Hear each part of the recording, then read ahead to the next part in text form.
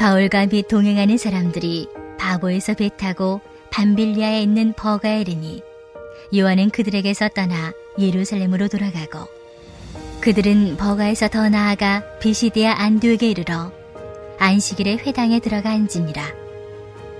율법과 선지자의 글을 읽은 후에 회당장들이 사람을 보내어 물어 이르되 형제들아 만일 백성을 권할 말이 있거든 말하라 하니 바울이 일어나 손짓하며 말하되 이스라엘 사람들과 및 하나님을 경외하는 사람들아 들으라.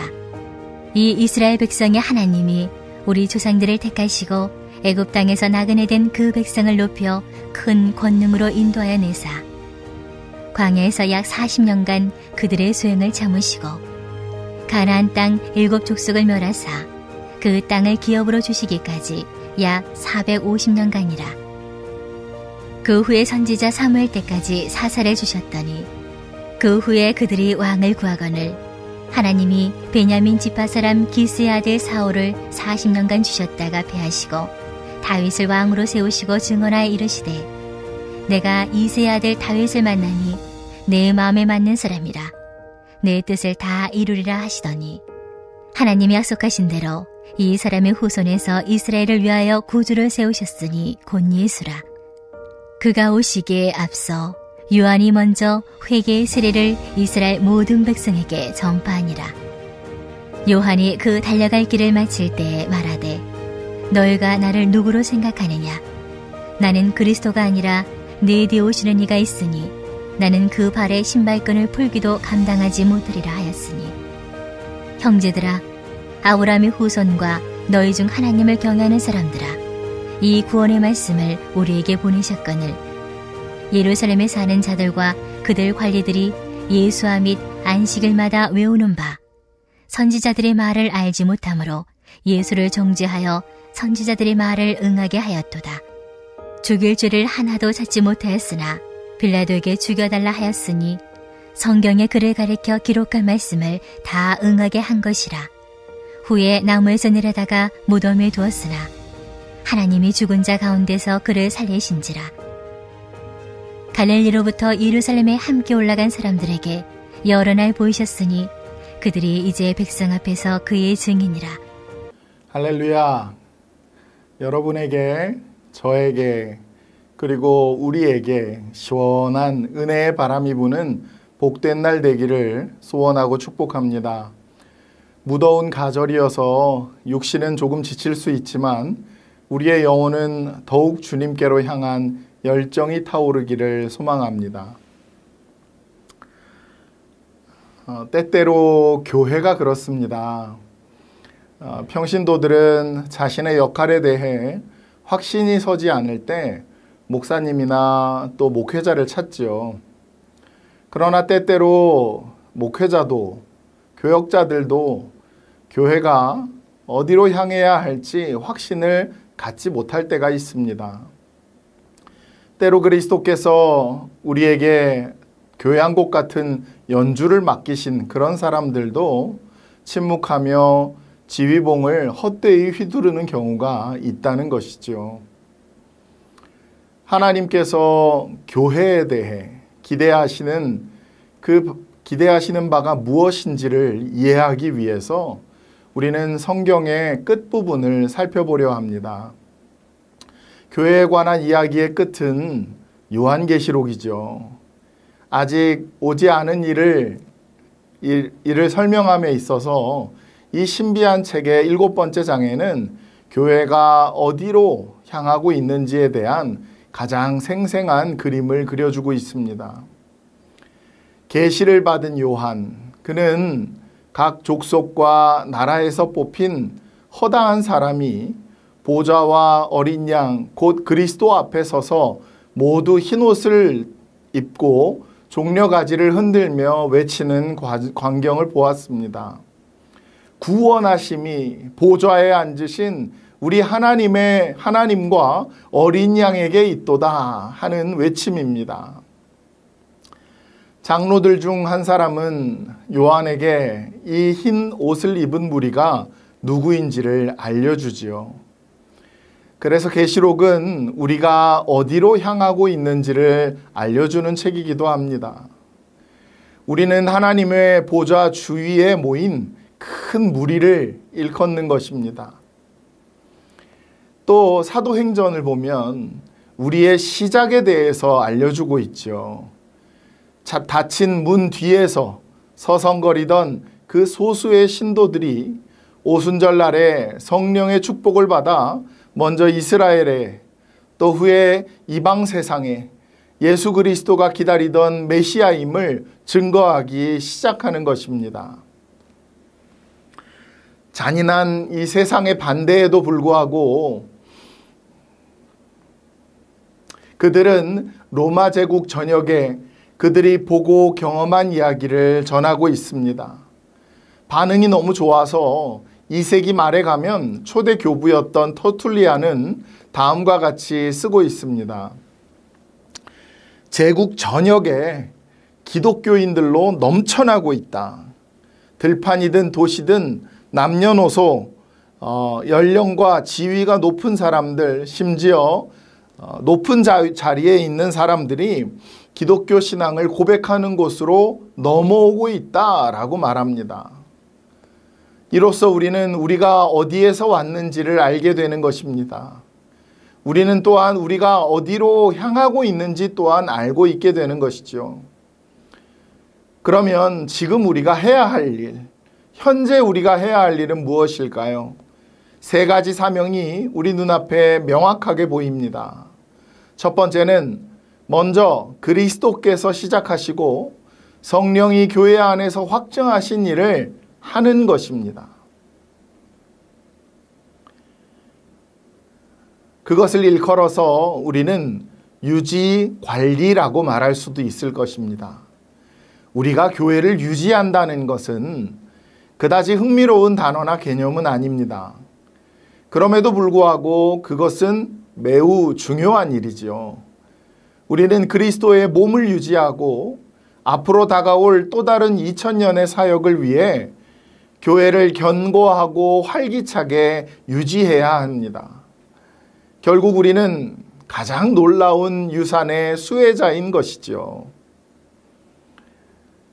세례 요한이 요단강에서 예수님께 세례를 베풀었을 때로부터 그 후로부터 2000년 동안 매해 내려온 세례를 한번 생각해 보십시오. 우리가 주의 만찬을 행할 때마다, 그리스도의 만찬을 거행할 때마다 예수님께서 다락방에서 떡을 떼시고 제자들에게 말씀하신 이후로 그것이 무수한 세대를 거쳐 전해 내려오는 주님의 입맞춤이라고 여러분 한번 상상해 보시길 바랍니다. 이것은 너희를 위하여 찢긴 내 몸이다. 이것은 너희를 위하여 흘린 내 피다. 예수 그리스도의 교회, 거기에 숨겨두신 우리 주님의 목적은 단순히 우리가 교회를 신성한 유산으로 유지하는 것보다 훨씬 더 큰 목적을 갖고 있습니다. 그것이 우리의 삶에 얼마나 큰 의미를 주는지 모릅니다. 우리가 예배를 드리고 또 찬양을 하며 하나님 앞에 경배하며 모일 수 있도록 희생과 헌신을 아끼지 않은 우리 소중한 영적 가족들에게 정말로 감사를 드립니다. 유지하고 관리한다는 것은 그다지 흥미로운 단어는 아니겠지만 그 기능은 하나님 나라의 사역에서 정말 중요한 것입니다. 우리는 그리스도께서 시작하신 일을 계속해야 해요. 우리는 우리에게 맡겨진 것을 계속 지켜야 하는 줄 믿습니다. 우리는 그리스도의 일을 충실히 수행하고자 하는 그 모든 교회가 그 기능을 수행할 수 있는 놀라운 자원들을 가지고 있음을 우리가 알고 있는 것입니다. 우리는 기도와 또 하나님의 임재를 통해 우리가 받은 은사와 봉사의 직을 수행하며 살아갑니다. 우리는 그리스도께서 시작하시고 성령이 그리스도의 몸 안에서 확증하신 일들을 지금 하고 있는 것인 줄 믿으시길 바랍니다. 두 번째로 오늘날 교회가 받은 또 하나의 임무는 믿음과 사랑 안에서 서로를 세우는 것입니다. 믿음과 사랑 안에서 서로를 세우는 것이에요. 여러분, 이 일을 일컬어 우리는 사역이라고 부릅니다. 터툴리아는 기독교인들이 서로 어떻게 사랑하는지 보십시오라고 세상 사람들에게 증언했습니다. 그것은 사랑이 없는 세상에서 항상 교회의 증거가 되었지요. 예수님께서 두세 사람이 내 이름으로 모인 곳에는 나도 거기 있으리라 하고 말씀하신 것 여러분 기억하십니까? 왜 두세 사람일까요? 왜 한 사람으로는 안 된다는 것일까요? 전도서 기자는 우리에게 이렇게 말했습니다. 혼자보다는 둘이 더 낫다. 두 사람이 함께 일할 때에 더 좋은 결과를 얻을 수 있기 때문이다. 그 가운데에 하나가 넘어지면 다른 한 사람이 자기 동물을 일으켜 줄 수 있다. 그러나 혼자 가다가 넘어지면 딱하게도 일으켜 줄 사람이 없다 하고 말씀하고 있죠. 우리는 서로가 필요한 존재입니다. 우리의 믿음은 결코 고립된 삶으로 인도되지 않게 되어 있어요. 우리는 서로를 지지하고 기도하고 격려해야 하는 것입니다. 그러나 그것이 항상 그리스도의 몸에 일어나는 것은 아닙니다. 매번 그리스도의 몸에 항상 나타나지는 않아요. 우리는 누군가가 저와 여러분을 위해서 기도하고 있다는 것, 그것을 알게 되었습니다. 그래서 우리는 끔찍한 시련을 겪으면서 격려하는 법을 배워왔던 것이지요. 그렇지만 유지만 하고 교인들을 위한 사역만 하는 것이 그리스도께서 부르신 이 교회의 모든 것은 아닙니다. 하지만 이 두 가지의 중요한 기능을 감히 우리가 과소평가할 수는 없는 거예요. 우리는 위대한 유산과 은혜의 성만찬이 있고 그리스도의 복음을 전파하는 교회 안에서 서로가 서로를 필요로 하는 것입니다. 자, 그런데 교회에 한 가지 더 중요한 임무가 있습니다. 바로 세 번째 것인데요.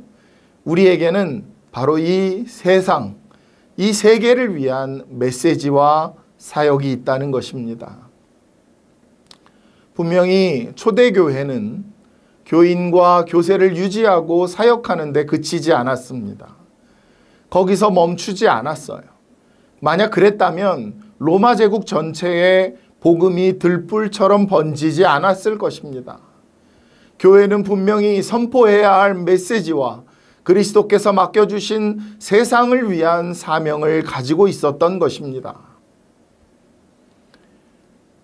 이 세 번째 기능, 이 세 번째 기능을 우리는 일컬어서 사명이라고 말하는 것이죠. 교회는 다리가 세 개 달린 의자다 하는 말이 있습니다. 가끔 흔들리고 그 존재 이유가 불확실해 보인다면 선교를 담당하는 다리가 없거나 또 너무 짧거나 하기 때문일 것입니다. 교회의 존재 이유는 우리 자신을 위한 유지 관리와 사역으로는 충분하지 않습니다. 우리는 세상에 관심을 가져야 합니다. 왜요?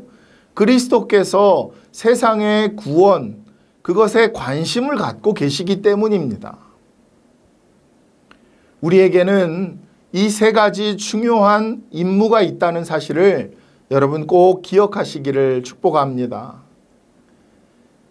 유지와 관리라고 했어요. 말씀의 전파와 성례전을 통한 우리가 물려받은 유산에 대한 보존입니다. 또 사역이 있다고 했어요. 다른 타자와 이웃을 돌보는 것, 서로를 위하여 기도하는 것을 말합니다. 그리고 마지막으로 선교가 있겠죠. 분쟁으로 찢어지고 궁핍한 이 세상을 복음으로 섬기며 나아가는 것입니다. 이 세 가지 중에 어떤 것도 선택사항이 아닙니다. 우리가 흰옷을 입고 보좌와 어린 양 앞에 서려면 이 세 가지가 꼭 필요한 것입니다. 오늘 하루 우리의 삶에 주님께서 맡기신 중요한 일들을 믿음으로 잘 감당하는 저와 여러분이 되기를 주님의 이름으로 축원합니다. 우리 이 시간 말씀을 의지해서 한번 같이 기도하기를 원합니다. 주님께서 우리에게 맡기신 세 가지 임무, 세 가지 사명이 있습니다. 그 사명들을 붙들고 오직 우리 주님께서 원하시는 믿음의 길로 우리 교회 공동체가 함께 달려갈 수 있도록 하나님 은혜 베풀어 달라고 우리 합심으로 기도하시겠습니다.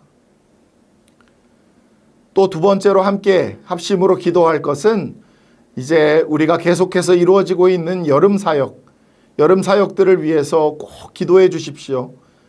젊은 세대 그리고 다음 세대가 이 여름에 훈련받는 시기를 통하여 예수 그리스도를 만나고 복음을 접할 수 있도록 그들이 하나님을 만나는 역사가 있을 수 있도록 기도해 주시기를 바랍니다.